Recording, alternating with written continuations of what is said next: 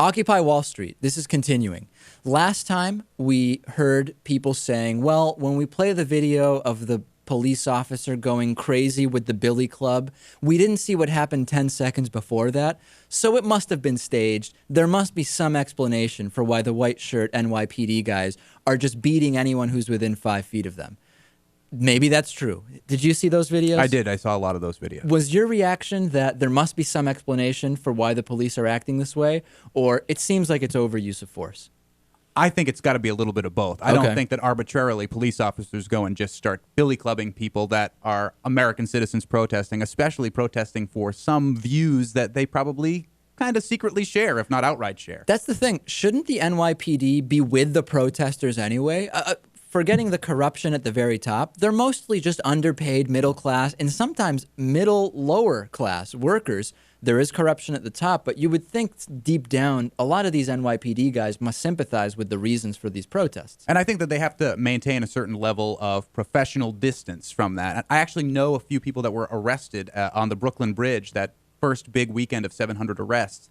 And one person I spoke to said her arresting officer, secretly and quietly said, we do support, many of us, what you guys stand for, but we have to do our job too. So then let's take that to the next step. If they do feel, listen, even if we understand and they're sympathetic to the reasons why these protesters are here, we have to do our job.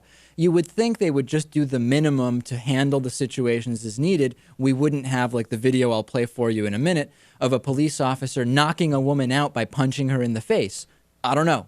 You would think they would find a happy medium. Well, think of how many New York police officers there are. Right. And we are looking at a couple incidents from a couple police officers with a couple protesters. 20, 30, yeah. To try to paint the whole NYPD and or the whole Occupy Wall Street movement from the actions of a few individuals is easy to make a statement if you want to, focus on those as police are bad or Occupy Wall Street protesters are bad. But if we look at the whole movement in general, it seems like they have reached a certain homeostasis between the two camps. What do you think, Natan?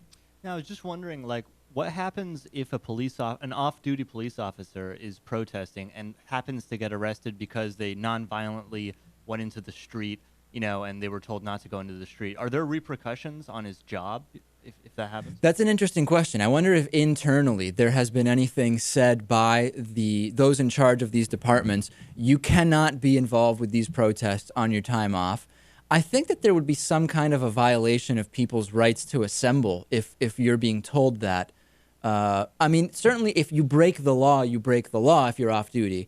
But any kind of internal repercussions, I don't know. That's a good question. I know that a lot of news organizations actually have internal policies where if you were to go cover Occupy Wall Street, that you would have to maintain that level of professional distance. And if you were to be seen as a protester, but a part of the news department, that your job could potentially be at stake. So I am not sure, but I imagine there could be similar clauses within police departments. If anyone knows of police departments trying to influence the officers not to protest, let me know. We are seeing a lot of irritation now by a lot of the people in charge of these police departments, not resulting in beating people with clubs, but in actually staging middle-of-the-night raids to steal people's tents, like has happened at Occupy Minnesota. Certainly a difference of opinion, apparently, between those who have to go out there and do the cleanup and go to work the next morning versus some of these individual officers who maybe they do support what's going on, maybe they don't. So a lot of reports of in the middle of the night, all the tents are gone, for example. Now, I don't know if that breaks any laws. I don't think it does, but isn't that people's property? Well, a lot of times the ordinances would include you have the right to assemble here, but not to set up semi-permanent structures like tents. There's a town nearby where we are right now. A similar ordinance happened, and the police did come and ask them to remove their tents and did actually remove some of them. But while they are allowed to be there and be there all night if they want to, they can't set up tent structures. So in Boston, say, where they did a midnight raid, they did come and confiscate some of their property, and they did make several arrests. I think there's probably a way to do it with a little more dignity and decorum than to, knock on their doors at or their tent doors at 1 o'clock in the morning and pull them out from under them. Well, on the bonus show, we will be talking about some of the most, creative interpretations of laws that we've found that have been used to stifle the Occupy Wall Street protest.